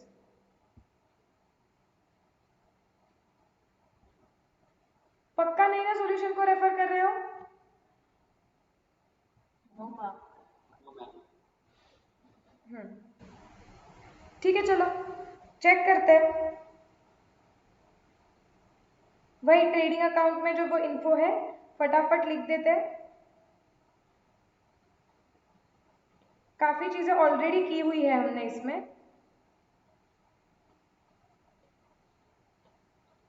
Opening stock वापस से बोला है कि 10% लेस देन कॉस्ट पे आया है, सो 2,16,000 डिवाइडेड बाय 90% आना चाहिए 2,40,000।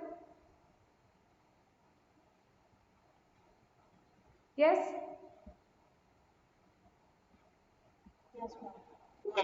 यस पक्का ये ओपनिंग स्टॉक का लॉजिक समझा है ना सबको? कुछ एक्सप्लेन करना है क्या? समझा। ओके, अब परचेजेस बोल रहे थे 2,80,000, लेकिन नीचे क्या बताया हुआ है मुझे एग्जाम में आपको प्रॉपरली दिखाना पड़ेगा। इनर कॉलम में 2,80,000 और नीचे का जो भी एडजस्टमेंट किया है वो प्रेजेंट करके फिर फिगर आउटर कॉलम में। Okay, you have to present this in the exam ना। वो क्या बोल रहे हैं कि 40,000 के कुछ गुड्स है जो गोडाउन में आ गए हैं लेकिन बिल नहीं आया था, इसलिए परचेज इसमें नहीं आया। तो क्या वो परचेज में आना चाहिए या नहीं आना चाहिए? आना चाहिए। अगर वो गुड्स हमारे गोडाउन में आ चुके हैं मतलब ओनरशिप हमारी हो गई, मतलब वो इसी साल का परचेज है। यस यस, सो बेसिकली मैंने क्या करना चाहिए कि परचेजेस को 40,000 से बढ़ाना चाहिए। और क्वेश्चन में परचेजेस कितने हैं? 2,80,000 प्लस 40,000 मतलब 3,20,000।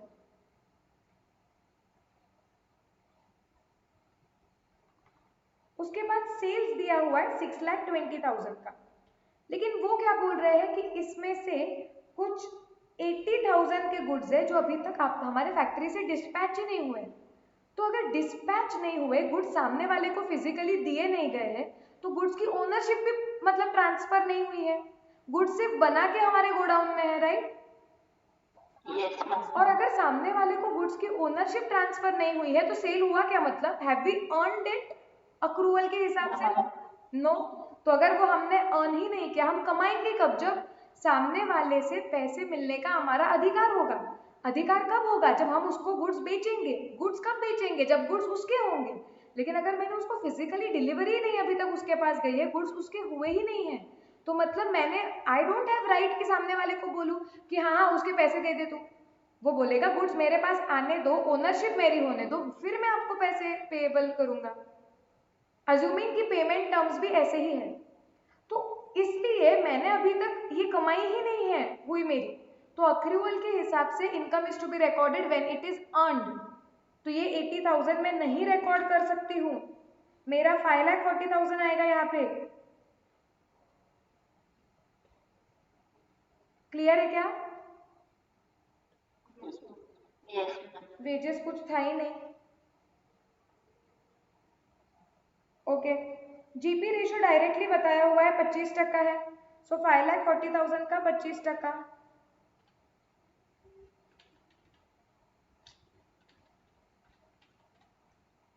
1,35,000 आ रहा है क्या? Yes ma'am. तो क्लोजिंग स्टॉक निकाल सकते हैं अभी।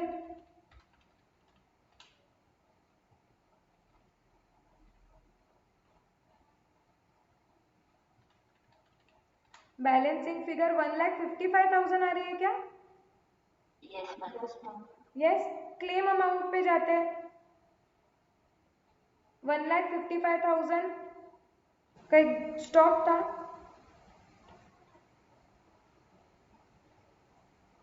सैलरीज कितना हुआ है क्वेश्चन में? 31,000। सो यहाँ पे 31,000 माइनस हो जाएगा, मतलब 1,24,000। पार्शियल लॉस है क्योंकि कुछ गुड्स बचे हुए ना, सैलवेज हुए हैं। तो अभी एवरेज क्लॉज एप्लीकेबल अगर है, देखते हैं कि है क्या एप्लीकेबल। इंश्योरेबल अमाउंट कितनी थी? 1,55,000।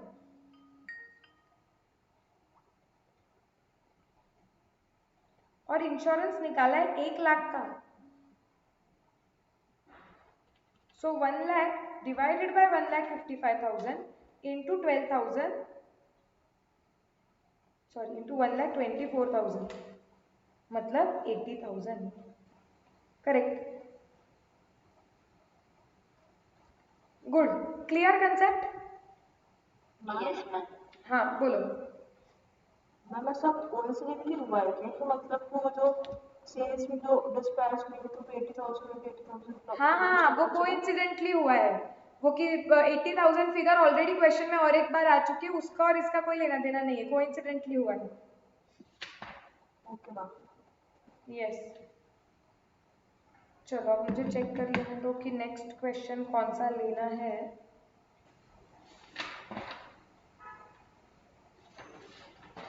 फोर हो गया है हमारा, फिफ्थ पे आ जाओ अभी डायरेक्टली। फोर्थ हो गया है ना, फिफ्थ पे आ जाओ।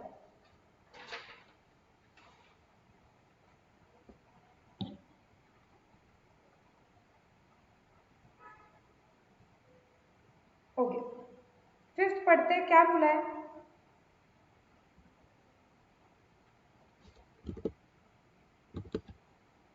On 1st April 2012, the stock of Shri Ramesh was destroyed by fire. मतलब 1st April को ही destroyed by fire हो गया. But sufficient records were saved from which particulars were ascertained. पहले तो ऐसा लगेगा मैम पहले ही दिन पे डिस्ट्रॉय हुआ है तो इसको निकालना कितना इजी होगा। अब वो क्या बोल रहे हैं कि स्टॉक एट 1st जनवरी, अब ईयर देखो, ये 1st अप्रैल 2012 है। Again if you are getting confused, timeline draw करो। क्या है, आग कब लगी है? 1st अप्रैल 12 सपोज, वो हमें स्टॉक का डेटा कौन सा दे रहे हैं? कहीं तो यही का यहाँ का कहे 1st जैन 11, समझा क्या? यहाँ पे बीच में दिसंबर 11 आया होगा, फिर जैन 12 आएगा, फिर अप्रैल 12 आएगा, तो यहाँ का कुछ तो वो हमें डेटा दे रहे हैं जो है 73,500। Stock at cost on 31st दिसंबर 2011, मतलब यहाँ ये वाला स्टॉक दिया है, मतलब ये और ये वाला स्टॉक हमें दिया है कुछ 79,600। Purchases for the year which ended 31st दिसंबर 2011, तब ये साल कुछ समझ में नहीं आ रहा है। देखो 1 अप्रैल 12 को हमारी आग लगी हुई है और ये 1 जैन 11 से लेके दिसंबर 11 ये वाले साल के सारे डिटेल्स दे रहे हैं। इसका हमें परचेज दिया हुआ है, सेल्स भी दिया हुआ है उसी पीरियड का, देखो for the year which ends on December 11। Okay, तो हमें इसी पीरियड का सेल्स भी दिया हुआ है। अब 1 जनवरी 12 से लेके 31 मार्च 12, तब 1 जनवरी 12 इधर पहुंचे थे और 31 मार्च 12 ये वाला पीरियड। ओके, हमें उस पीरियड का भी परचेजेस पता है, इस पीरियड का भी परचेज पता है, इस पीरियड का भी सेल्स पता है। टाइमलाइन क्लियर है क्या? डेटा क्या अवेलेबल है? यस, हमेशा प्लॉट करके देखो ऐसे, अगर समझता नहीं है तो, नहीं तो तुम एग्जाम में क्या हो जाएगा, तुम डायरेक्टली ऐसे डेट्स पढ़ने लगोगे, कंफ्यूजन हो जाएगा। बेस्ट फटाफट टाइमलाइन ड्रॉ करके प्लॉट करो। अब क्वेश्चन देखते हैं कि हुआ क्या। In valuing the stock for the balance sheet at 31 दिसंबर 2011, ठीक है, यहाँ पे जब आप स्टॉक वैल्यू कर रहे थे 2,300 had been written off on certain stock, ठीक है, which was a poor selling line having cost of 6,900। मतलब कोई तो एक आइटम था जिसका पुअर सेलिंग हो रहा था तो उसका कॉस्ट था 6,900, हमने उस पर 2,300 राइट ऑफ कर दिया। कब? जब हम दिसंबर 2011 का स्टॉक निकाल रहे थे। ये भी clear? Yes, no? Yes, okay. अब आगे देखते हैं। A portion of these goods, अभी ये गुड्स का कुछ तो पोर्शन था, they were sold in March 12। Okay, मार्च 12 मतलब इधर आया, तो ये जो दिसंबर 11 में कुछ जो गुड्स थे जो हमने राइट ऑफ किए, वो इस साल के, मतलब यहाँ पे मार्च में, इस साल के मार्च में हमने बेच दिए कुछ पोर्शन। कितने में बेचा? At a loss of ₹250 on the original cost of 340, ठीक है।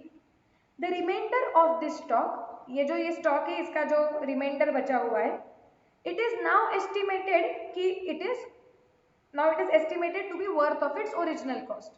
पढ़ रहे तो कंफ्यूजन हो रहा है, इट इज ओके। पहले हमें क्वेश्चन समझना पड़ेगा कि निकालना क्या है, फिर इसमें डिटेल में आएंगे। Subject to the above exception, ये ऊपर का एबनॉर्मल आइटम छोड़ के, मतलब gross profit had remained at a uniform rate throughout the year. वो बोल रहे हैं कि throughout the year GP same रहा था, ये आइटम छोड़ के।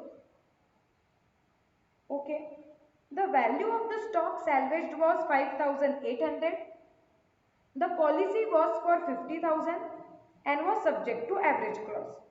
Work out the amount of the claim of loss by 5. इस क्वेश्चन से मुझे ऐसे समझता है ओके कि इनका ईयर 1 जैन से दिसंबर तक का है। मैं वापस से टाइमलाइन और अच्छी तरीके से ड्रॉ करती हूँ। यहाँ पे हम टाइमलाइन ड्रॉ करते हैं ताकि हमें समझे कि एग्जैक्टली हो क्या रहा है। आग लगी है यहाँ पे विच इज 1 अप्रैल 12। हमें कुछ डेटा दिया हुआ है 1 जैन 11 से 31 दिसंबर 11 तक का। तो मुझे समझ रहा है कि जैन से दिसंबर इनका ईयर है। इस पीरियड का मेरे पास परचेज प्लस सेल्स ये डेटा अवेलेबल है। ओके, प्लस मेरे पास इधर का ओपनिंग स्टॉक भी है और इधर का क्लोजिंग स्टॉक भी है। अब मेरा नया साल चालू होता है यहाँ पे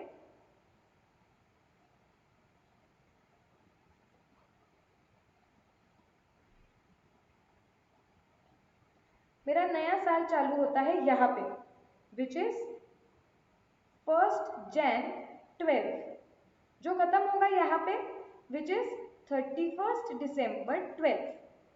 लेकिन ये साल खत्म होने के पहले ही 1 अप्रैल को आग लग गई। तो मुझे 1 अप्रैल 12 का स्टॉक कितना है वो निकालना पड़ेगा। तो उसके लिए अब तक क्या करते आ रहे थे, हम 1 जैन 12 से लेके 1 अप्रैल 12 का क्या निकालते थे, ट्रेडिंग अकाउंट। यस और नो? Yes ma'am. ये क्लियर है क्या? अब देखो कॉमन सेंस से चलो, पहले कंफ्यूज मत हो। मुझे इतना क्लियर है क्या बताओ कि अगर मुझे 1 अप्रैल का स्टॉक कितना है वो निकालना है तो मुझे 1 जैन 12 से लेके 31 मार्च या 1 अप्रैल 12 तक का ट्रेडिंग अकाउंट बनाना पड़ेगा। अगर मैं ये पीरियड का ट्रेडिंग अकाउंट बनाती हूँ और क्लोजिंग स्टॉक मिल जाता है तो इनफ है, वो मुझे चाहिए। Yes ma'am. Yes, okay. अब ये पीछे की इंफॉर्मेशन जानकारी क्यों दी है पता नहीं, कंफ्यूजन के लिए भी दी होगी, हमें क्या पता। पहले हम ये प्लॉट तो करने लगते हैं, सो पहले हम ट्रेडिंग अकाउंट बनाना चालू कर देते हैं। यहाँ पे बना सकते हैं ना trading account.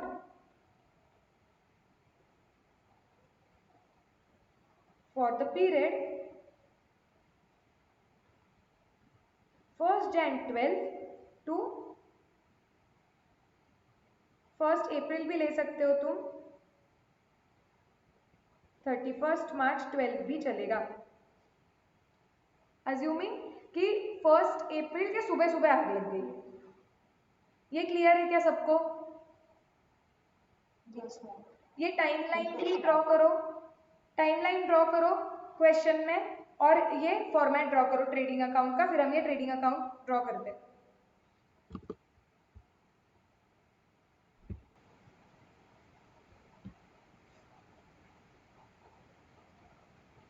Done ma'am. Done, चलो। तो ये ट्रेडिंग अकाउंट बनाने के लिए क्वेश्चन में जो जो भी चीजें हैं वो लिखने लगते हैं, बराबर है? हाँ।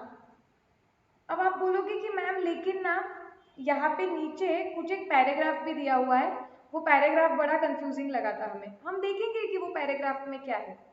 पहले जो एकदम सिंपल सिंपल चीजें हैं जो पता है हमें कि गारंटी ट्रेडिंग अकाउंट में आएगी, वैसे लिख लेते हैं ना, ठीक है। फिर वो पैराग्राफ पे आते हैं अगर कहीं ट्रेडिंग अकाउंट में अटक गए तो।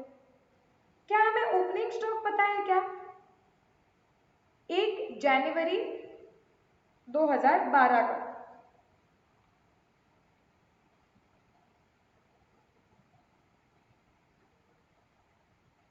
देखो, यस मैम। हमें 31 दिसंबर 2011 का क्लोजिंग स्टॉक पता है, तो क्या वो 1 जनवरी 12 का ओपनिंग हो गया?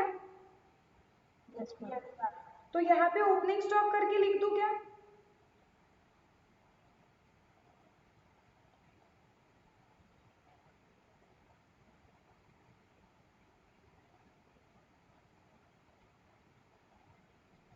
ओके, आगे। अब 1 जनवरी से 31 मार्च तक का परचेजेस पता है क्या? यस, तो वो लिख दो 1,62,000।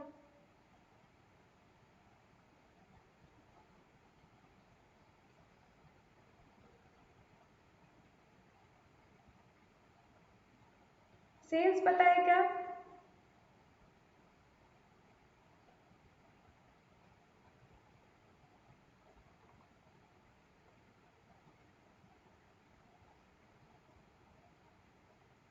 अब जीपी लिख देंगे।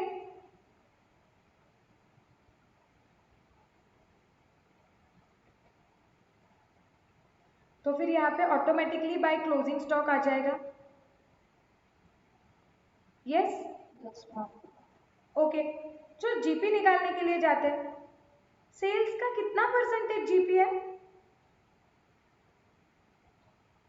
वो क्या बोल रहे हैं देखो, subject to the above exception. ये एबनॉर्मल आइटम आया है ना बीच में, जो पिछले साल कुछ तो राइट ऑफ कर दिया था, फिर इस साल कुछ तो बेच दिया है, तो ये तो एबनॉर्मल आइटम है। अभी हमने सब में देखा कि अगर एक एबनॉर्मल आइटम आता है तो उसका जीपी हम अलग से कैलकुलेट करते हैं, तो वो तो छोड़ दो, उसको जीपी हम अलग से कैलकुलेट करेंगे। लेकिन जो नॉर्मल आइटम्स है जिनका सेल हुआ है, उनके सेल पे मल्टीप्लाइड बाय जीपी परसेंटेज तो कर सकते हैं जीपी निकालने के लिए। Yes ma'am. यस, क्वेश्चन क्या बोल रहा है देखो, द रिमाइंडर ये हो गया subject to the above exception, मतलब ये एबनॉर्मल आइटम छोड़ के। Gross profit had remained at a uniform rate throughout the year. पूरे साल भर में आपका जीपी कांस्टेंट रहा है, लेकिन कितना रहा है?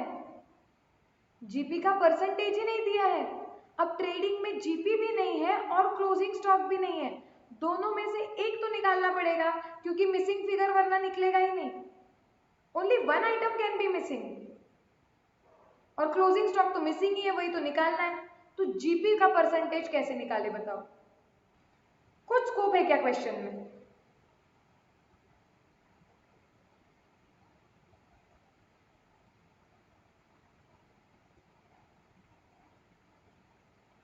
मैम एक क्वेश्चन दिखाओ।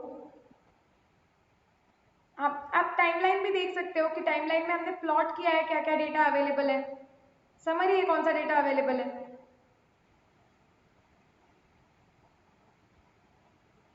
मैम पिछले साल से हम एस्टिमेट करेंगे ना। पिछले साल से एस्टिमेट करेंगे मतलब क्या करेंगे? मैम मतलब हमारे पास पिछले साल का प्रॉफिट परचेज सेल्स है, हाँ, उसका प्रॉफिट परसेंटेज से इस साल पूछ है ना। ओके। सो काव्या बोल रही है कि मैम पिछले साल का हमारे पास डेटा है, एक काम करते हैं, हम पिछले साल का प्रॉफिट परसेंटेज निकालते हैं। ओके, और हम क्या बोलते हैं, हम वैसे भी एस्टिमेट ही करते हैं जीपी, तो जो पिछले साल हमें प्रॉफिट परसेंटेज हुआ उसे बेस लेके इस साल का प्रॉफिट निकाल देते हैं। लॉजिकल लग रहा है क्या? Yes ma'am. यस, इसके लिए पिछले साल का डेटा दिया हुआ है पूरा। देखो, पिछले साल का पूरा ओपनिंग स्टॉक है, परचेजेस है, सेल्स है, क्लोजिंग स्टॉक है, तो क्या मैं पिछले साल का जीपी निकाल पाऊंगी? Yes ma'am. यस, और अगर मैंने पिछले साल का जीपी निकाल लिया, तो क्या मुझे जीपी का परसेंटेज मिल जाएगा, मतलब जो मैं इस साल के लिए यूज कर सकती हूँ। यस, मैम ये केस हो गया क्या कि अकाउंटिंग रिकॉर्ड अपने पास अवेलेबल नहीं है, जैसे आपने कल बताया था। नहीं, यहाँ पे अकाउंटिंग रिकॉर्ड अवेलेबल है ना। तो मैम पिछले साल का फिर हमारे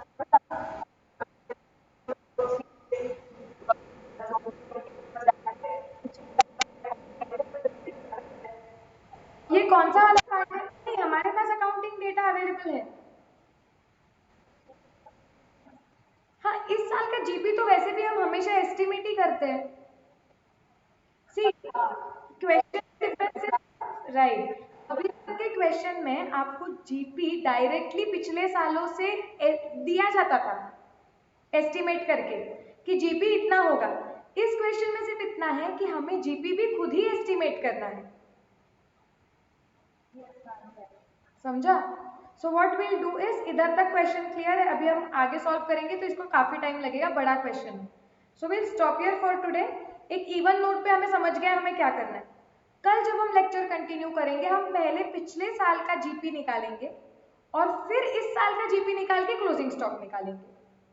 are we clear? Okay, so ये रिवाइज करना। आई होप आप लोग होमवर्क कंप्लीट कर रहे हो क्योंकि संडे को होमवर्क चेक होने वाले हैं और संडे तक सारे होमवर्क खत्म कर देते हैं क्योंकि अभी ये चैप्टर्स के भी होमवर्क आएंगे। मैम थ्योरी नहीं लिखना है ना, थ्योरी नहीं लिखना है क्या? नहीं नहीं, थ्योरी नहीं लिखना है। नहीं नहीं, थ्योरी सिर्फ आपको एग्जाम के पहले अकाउंटिंग स्टैंडर्ड का पढ़ के जाना है अच्छी तरीके से, ताकि अगर एग्जाम में से डायरेक्ट थ्योरी क्वेश्चन है तो आप वो भी लिख पाओ। और वो थ्योरी क्वेश्चंस हमारे जब हमने स्टैंडर्ड पढ़ा था चार्ट्स थ्रू ऑलरेडी कवर हो चुके हैं। Yes ma'am. यस, चलो इतना लिख के हो गया है ना मेरे साथ? ओके, चलेगा। So let's stop for today. कल भी सेम टाइम फिर कंटिन्यू करेंगे। Thank you ma'am.